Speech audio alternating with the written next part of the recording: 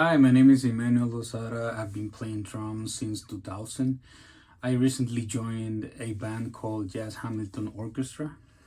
Um, I got this pair of sticks, Collision 5BR. Five things I love. These five or more things that I love for this drumstick is their finish, their grip, their balance, and there's a little bit more longer than what I usually used to use. And it makes me feel comfortable every time I use it because I don't have to be um, close to the drums, and I can play freely and comfortable.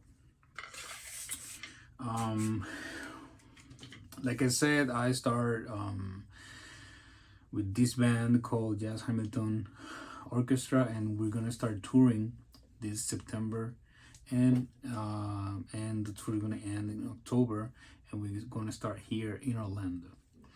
Now I'm gonna play a song called Green Hornet of Jazz Hamilton. He made the arrangement, and I hope you guys enjoy. And thank you, Collision Drum 6.